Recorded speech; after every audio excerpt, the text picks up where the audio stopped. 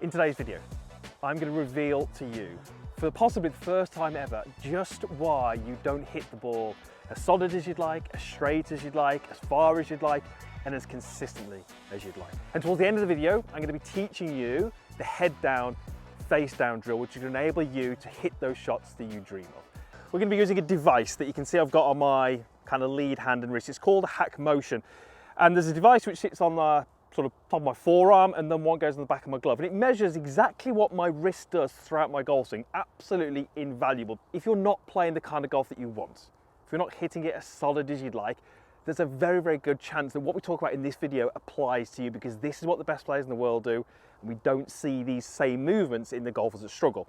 So what we're going to do is I'm going to hit a shot, hopefully a good shot. We're going to look at exactly what my wrist does, and then we're going to show you what really, really common faults are present in the amateur game. And then obviously we're going to go through the fixes for that. Okay, pretty good shot. I would be happy with that. Strike was good, flight was good. It went exactly where I wanted it to go. Now I get the information in a graph. I want to keep this really, really simple for you.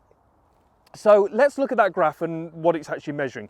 It's measuring my lead wrist, and it's measuring lots of things, but we're focusing on this movement. So I'm going to call this neutral, bowed, and cupped. Okay, so what is my wrist doing? Well, have a look at what it does from the top of the golf swing. From the top of the golf swing, that graph starts to move down, which is my wrist moving into this position. So as I start my downswing, my wrist does this, and then what does it do through impact? It does this. Now what's that movement? What would you class that as? That's almost like a cupping movement. What are you trying to stop, potentially? You're probably trying to stop this. You're probably trying to get rid of this left wrist cupping through impact. So how can I have my wrist cupping through impact and still hit a good shot? Because there's going to be hundreds and thousands, if not millions of golfers out there trying to stop the wrist cupping like this through impact. Well, there's one big difference. Let me hit a shot, and this time I'm going to demonstrate a poorer golf swing. Something that I would see week in, week out, something that there's a very, very good chance that you would actually do. So I'm going to take a setup here, and I'm going to try and hit a pretty poor shot now with a 7-iron, a poorer swing with a poorer result.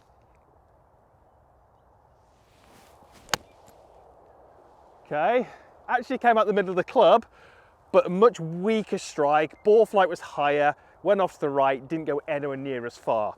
What did my wrist do? Well, very, very different. Okay, again, we're looking at this movement here. So what do we see from the top of the golf swing? What did my wrist do?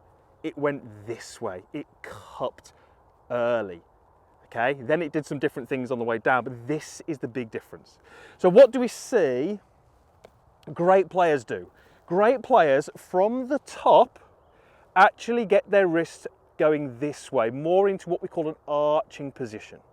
Okay, and then as they get closer to impact, it then goes and what I'm going to call it, sort of flicks through the golf ball.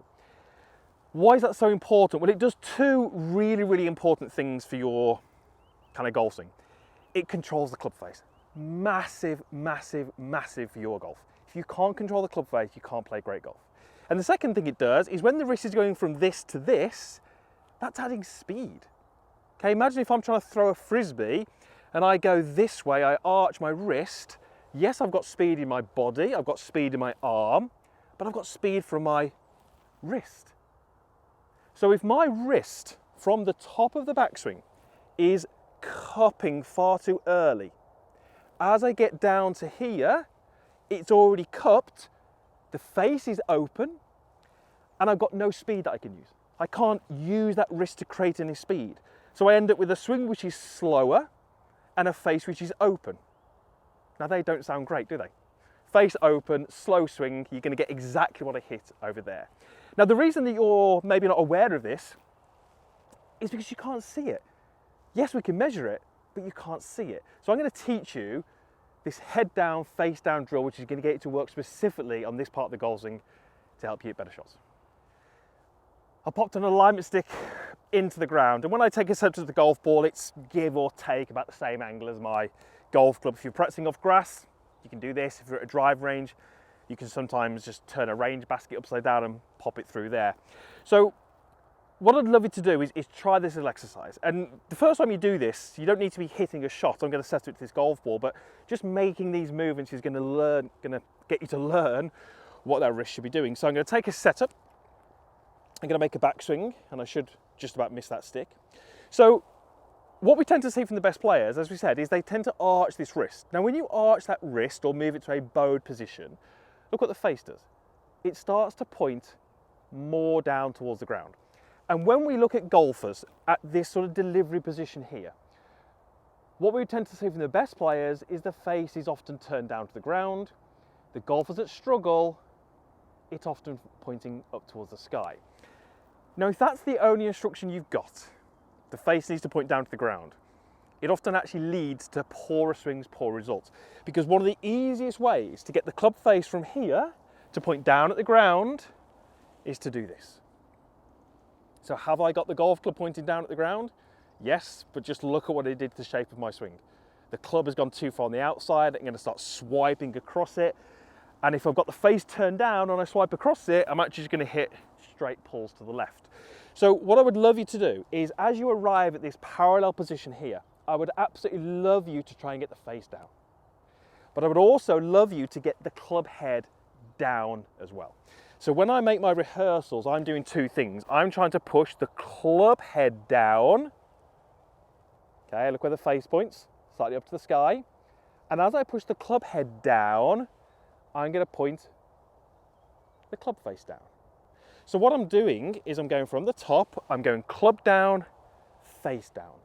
And what that's really training me to do is move this wrist like a professional golfer moves it. Okay, look at what that looks like versus that swing that I did previously would have looked a lot more like this. Notice how the face is sort of twisted open, the club is much steeper, and my wrist is extended here. So this little drill I call head down, face down. Head down, face down. Now, am I doing this exactly like it would look in a golf swing? Probably not. It's probably a little bit more extreme than that. I'm making these movements kind of more defined than they need to be, but that's absolutely fine because I want you to really feel this. One of the biggest differences, I guess, between what the best players in the world do and what amateurs do is when I hit shots, you can see my wrist from the top was doing this, which is the right movement. Helps me hit pretty good shots. That's why I play to a fairly decent level. At not one point in my golfing career, if you want to call it that, have I ever tried to do that. It's just something I've done naturally, which I'm very thankful for. But most of you who struggle, your natural tendency is this. So very often when I talk about these movements, people say to me things like, so you're telling me that professional golfers in 0.1 of a second are thinking about twisting that wrist and doing this? No, they're not thinking about it. They do it naturally. That's why they're so good, because they were just blessed that they did it naturally. But if you don't do it naturally, yes, you do have to think about it. And that's why taking swings slowly is really going to help. So the next stage would be to take this position where you've got your wrist in this arch position here, and then through the impact, yes, now you can allow it to almost flick, where now I feel like the logo on my glove is pointing more up towards the sky. I don't necessarily want to feel like I hold this on the way through. This is potentially a good drill for some, but if we're looking to control the face and put speed in the club, we're going to have to go from this arch position and really feel like we flick it when the logo is up. So then I'm going to go ahead and show what that would look like. We go here, head down, face down. Good, and then on the way through, I would release this way. And you can see how, hopefully you can see how my logo on my glove is sort of pointing more up towards the sky. So let's go ahead and hit one.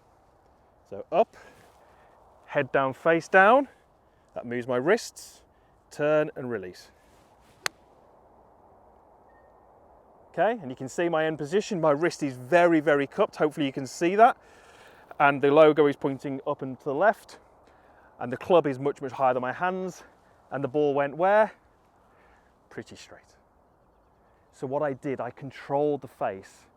And that allowed me to put speed in the club in a really, really efficient way. I cannot stress enough that if you're really struggling with your irons, you're certainly not hitting them as solid as you want, there's a very good chance that it's going to be something to do with this wrist position. Okay, what we've done today showed you what the best players do, what the amateurs tend to do, and I've given you a really simple drill that you can do to work on it. And absolutely no reason why you can't do this at home without a golf club. You can just stand there, you can take your sword to the top and you can just flatten it and then release it. Up, flatten it and release it. That's how you control the club face, that's how you put speed in the club, and that's how the best players in the world do it.